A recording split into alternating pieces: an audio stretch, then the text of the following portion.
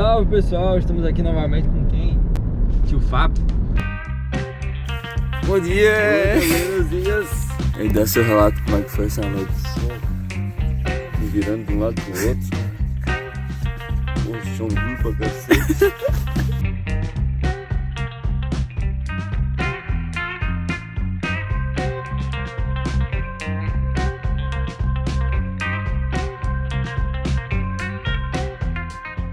E hoje estamos indo para uma entrevista no Jogando na Plateia, um podcast daqui de Florianópolis. E vai ser muito massa, vai ser lá no Coqueiros. E bom, eu vou estar filmando um pouco para vocês aí o que der para filmar. Eu vou estar falando sobre o projeto Rodando Brasil, que a gente fez aí 1 ano e 1 mês. E também vou estar falando sobre o novo projeto, que é rodar até o Ushuaia de bicicleta. Então, bora lá, partiu!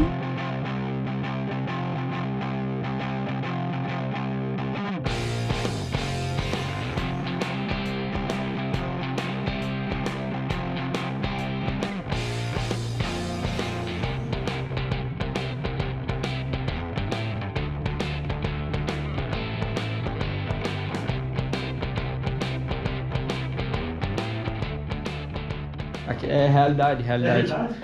Ó, galera, vim aqui no podcast Jogando para a Plateia com essa galera aqui, ó, gente boa, cinegrafista tá aí, o Dudu, Ferrari e Jimmy. E aí, galera? Tamo junto, o papo foi bem massa. Se vocês quiserem, podem conferir, já tá lá no canal deles. Esse vídeo aqui vai pro ar domingo, então pula lá, comenta. Vim aqui pelo Manezinho, claro que sou eu no canal, né? Então vai lá dar uma força, se inscreve no canal deles também, assiste os podcasts, cara, é demais, olha a estrutura dos caras, velho, não tem como não, pô. Massa. Tamo junto, valeu aí. Tamo junto, valeu, galera. Valeu. E agradecer demais o pessoal do Jogando para a Plateia, primeiro podcast que eu pude participar e foi muito bacana mesmo. Muito obrigado, eu vou deixar o link da entrevista aqui do Manezinho nos comentários. E bora falar um pouco de cicloturismo. O que aconteceu na minha viagem que mais me surpreendeu, as coisas maravilhosas e o que você pode esperar ao viajar ao Brasil nessa modalidade incrível que é utilizando a bike. Eu não poderia deixar de falar as minhas expectativas para o início da viagem.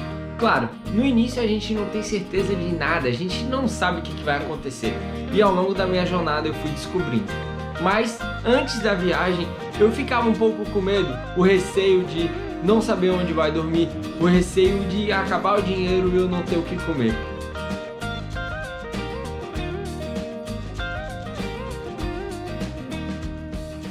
E aos poucos fui me entregando para essa jornada tão incrível que eu percorri 9.000 quilômetros. Aos poucos eu fui desenvolvendo habilidades para conseguir chegar nas pessoas e ter essa aproximação.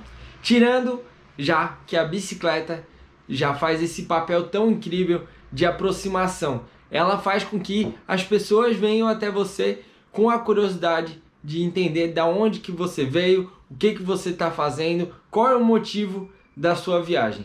1º de abril de 2021 eu estava saindo para a minha jornada. Bom, eu nunca tinha feito nada do tipo, nenhuma jornada parecida, muito menos desse tamanho, cara. E, bom, claro que a ansiedade era gigante e o conhecimento que eu tinha sobre acampamentos, sobre outras regiões, era praticamente zero. Então, tudo era muito novo. É claro que na primeira semana eu tive muito medo, na verdade era um receio, né, de estar dormindo em lugares ali que eu não conhecia, mas aquilo tudo eu fui superando conforme o caminho, né? E eu tô muito feliz de poder relatar aqui para vocês as minhas experiências mais incríveis na estrada.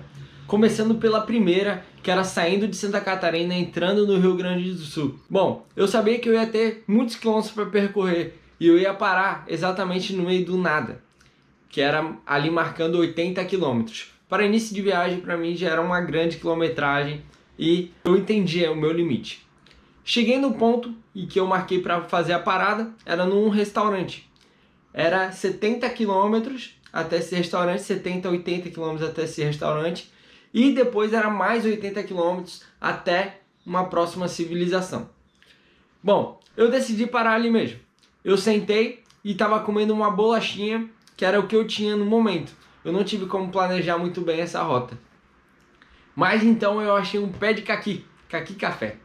Eu simplesmente comi tanto caqui café que eu passei mal, mas deu aquela saciada legal. Passou algum tempo, começou a bater a fome novamente. Eu sentei na calçada do restaurante e como eu não tinha dinheiro na época, eu simplesmente fiquei ali parado. Eu comecei a juntar algumas folhas, alguns plásticos que tinha e a dona me viu fazendo isso e ela veio me perguntar o que eu estava fazendo. Por que eu não almocei? Porque eu fiquei ali esperando, né? Daí eu falei para ela que estava esperando anoitecer para passar a noite. Eu ia dormir do lado de uma capelazinha que tinha do lado do pé de caqui. E ela falou, não, mas vamos comer e tal. Eu falei, moça, eu até tenho alguma coisinha para comer ali, mas eu tô esperando para mais tarde porque, né, senão eu vou ficar com fome à noite. E ela falou, não. Então ela foi lá pra dentro e ela fez um pratão de comida com churrasco e peixe. Cara, simplesmente fantástico. Enquanto eu tava comendo, ela pegou um guaraná de latinha e deixou do meu lado. Depois pegou uma sobremesa pra mim. Aquilo ali, cara, foi fantástico. E como tava no inverno, ia esfriar muito.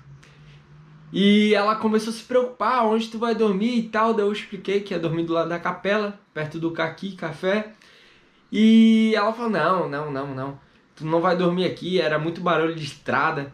E ela ofereceu que eu dormisse dentro do terreno, onde na verdade era um camping, tinha espaço para o camping, tinha um hotel. Então ela cedeu o espaço do camping, como não tinha ninguém. E muito bacana o espaço, era uma churrasqueira com eletricidade, tinha água potável para tomar e foi muito bacana, cara. Aquele dia me surpreendeu, foi o primeiro acontecido que me marcou muito e me emocionou.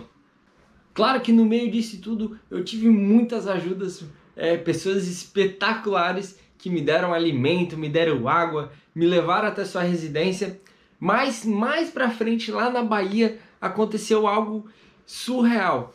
Eu estava numa cidadezinha que na verdade eu fiquei no posto de gasolina e eu tinha que fazer uma rota muito grande para fazer um contorno e para chegar onde eu queria. Então eu fui no posto de gasolina, conversar para ver se não havia outra possibilidade de rota para eu conseguir cortar caminho e chegar mais rápido, porque eu estava numa via com muito vento contra e estava impossível pedalar. Enfim, me indicaram uma pista alternativa. Era aproximadamente 180 km de estrada de terra. Como o pessoal falou que era uma estrada de terra um pouco mais tranquila, não tinha tanto buraco, era uma estrada boa, com chão batido, eu resolvi enfrentar. Eu não sou muito fã de estrada de terra, porque a bicicleta dá muita trepidação e meus bagageiros não estavam tão fixados. Então acabava detonando com os bagageiros e, cara, isso dava muito problema. Enfim, eu peguei essa estrada e falaram que eu poderia ficar num bar. E nesse bar eu ia ter todo o acolhimento. Então eu resolvi enfrentar. Era 90 km naquele dia e muito quente. Era a época mais quente da Bahia. Eu fiz 20 km em mais ou menos 3 horas. A estrada tava com aquelas costelas de vaca. Então tava dando muita trepidação, acabou quebrando meu bagageiro, não tinha sinal de internet, sinal de operadora e não tinha movimentação de carros. O que, cara, me dificultou muito porque eu não consegui pegar carona. Até que eu cheguei no vilarejo. O vilarejo, ele tinha umas cabras andando assim, solta na estrada. Tinha um pessoalzinho num bar, eu cheguei nesse barzinho, sorte que tava aceitando cartão. Eu peguei, comprei um refrigerante, até que chegou uns fazendeiros, a gente começou a conversar, e eles pagaram até um almoço pra mim. Foi muito massa. Então eu decidi parar ali, descansar e esperar algum carro passar para eu conseguir pegar a carona, porque eu ainda tinha mais 70 km e eu não ia conseguir chegar naquele dia. E era o único lugar que eu poderia ficar naqueles vilarejos.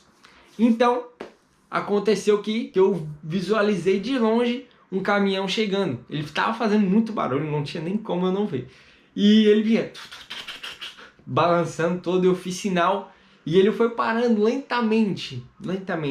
O freio não estava funcionando bem. Então ele parou muito lá na frente, eu peguei e dei umas pedaladas, consegui chegar e o cara, tá vindo aonde? Aquela coisa toda. Aí eu expliquei minha história pra ele e ele mandou colocar as coisas dentro do caminhão. O caminhão era pra exportar jegue lá pra China, velho. E era muito doido porque o caminhão tava totalmente sem freio, mas o cara é muito gente boa, bem caminhoneirão mesmo.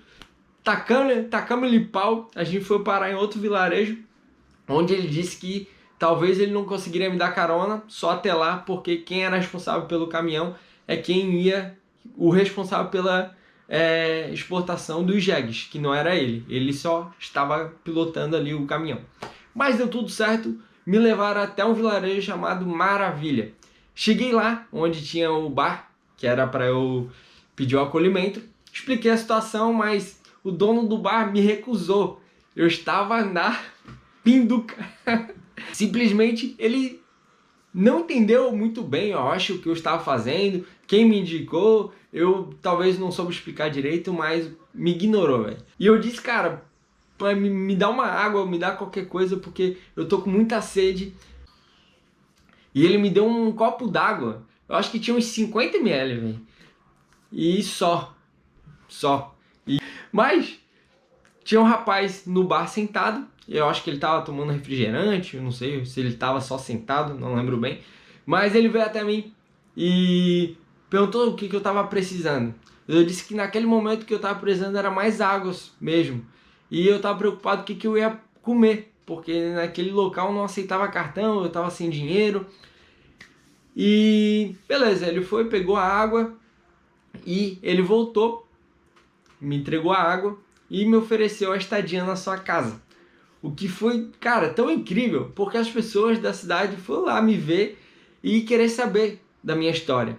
Me apresentou ali o pessoal, a gente foi no barzinho, tomou um refrigerante e o pessoal tão acolhedor, velho, tão acolhedor, que ele me deixou dormir no quarto do filho e de manhã cedo o pessoal da cidade arrecadou uma grana para me dar, porque eu ainda teria muitos quilômetros e eu teria que pegar um barco para a próxima cidade.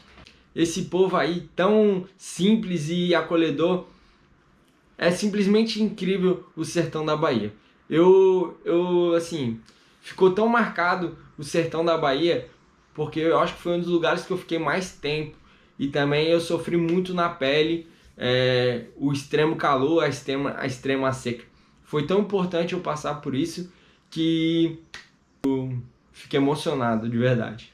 Em Alagoas tinha uma praia muito famosa chamada Praia do Gunga. E, bom, todos os meus caminhos levaram até essa praia que falaram que era tão incrível. Cheguei lá, era hectares e hectares de coco, de vários coqueiros, cara, tinha muito coco. O coco lá custava R$1, R$1,50, o máximo que eu paguei foi R$2 durante a estrada. E foi incrível, mano, foi sensacional. Eu cheguei na praia e deslumbrante, assim, um lugar muito lindo. E era um local totalmente privado, era um dono que tinha hectares, milhares de hectares. Era muito incrível, assim, a estrutura e muito turístico. E eu cheguei, eu tava com tanta fome, eu olhei assim ao meu redor e falei, cara, deve ser uma fortuna esse lugar, né? E imagina o preço do almoço.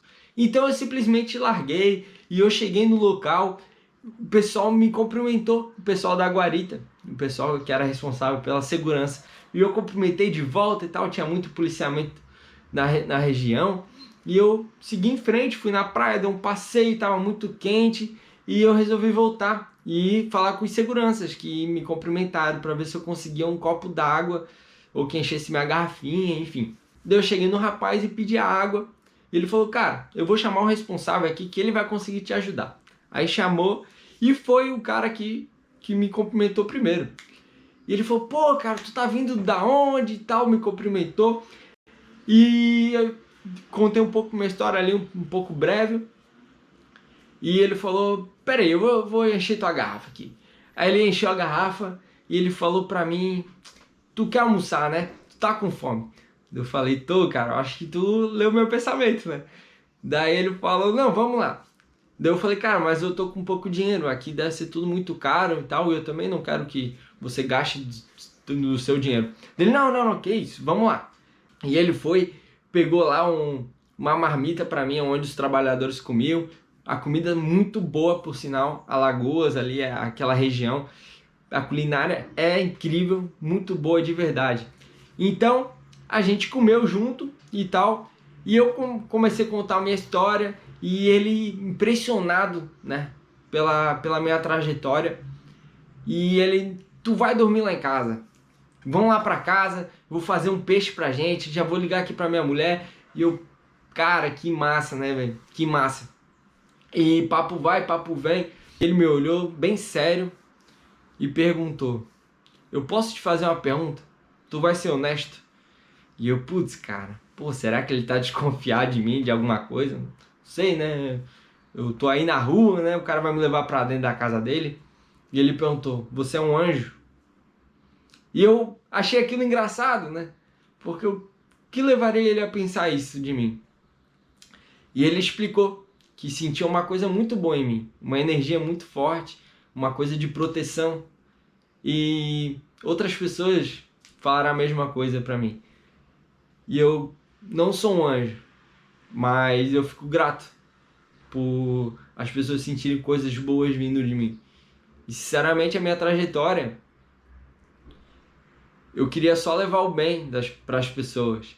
Eu não queria nada de ninguém. Ao contrário do que muitos pensam, que a gente pede pix, que a gente recebe comida, eu só quero levar o bem. E é claro, se a pessoa me oferecer um prato de comida, isso vai me ajudar muito. Mas não precisa a pessoa me dar algo para eu gostar dela. Simplesmente só dela parar, às vezes trocar uma ideia, trocar experiências, já vai ser incrível. Então ele se encantou ali e eu queria ficar acampado lá na Praia do Gunga. Mas ele foi tão gentil, tão...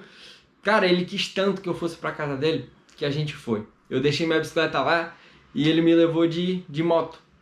E era uns 15, 20 quilômetros para dentro da cidade, não fazia parte da minha rota.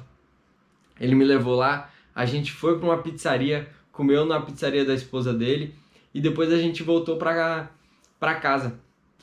A família dele simplesmente incrível e me acolheu como se eu fosse parte da família. Foi uma das minhas experiências incríveis dessa jornada.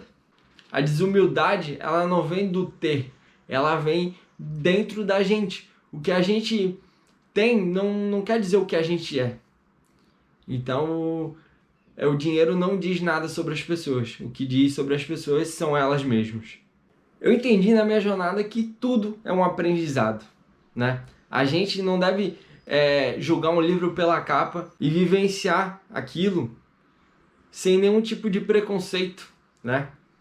Eu vivenciei coisas incríveis, coisas que eu não mudaria. Então, viajar pelo Brasil é tão surpreendedor. Eu saí de casa com o pensamento de que eu estava sozinho, mas na verdade tinha muita gente comigo. E essa experiência foi tão importante para mim, tão enriquecedora, tão valiosa, que nenhum dinheiro compraria. Eu não mudaria nada. E eu simplesmente recomendo. Quem quiser, viaje o Brasil, que vai ser uma trajetória incrível. Então é isso, galera, espero que vocês estejam gostando. Bom, eu separei esse vídeo, ele foi muito especial, porque mostra as coisas boas que tem no nosso Brasil, as pessoas que vivem aqui, o acolhimento do brasileiro. Eu gosto de ressaltar isso, porque muitas vezes a mídia bombardeia com notícias ruins e falta esse tipo de coisa, coisas boas a gente relatar. Nunca que isso vai virar notícia. Então é importante estar contando para vocês entenderem e ter mais coisas boas, mais pensamentos positivos. Então é isso, galera. Tamo junto, muito obrigado. Se inscreva aí no canal, deixa seu like e é nóis.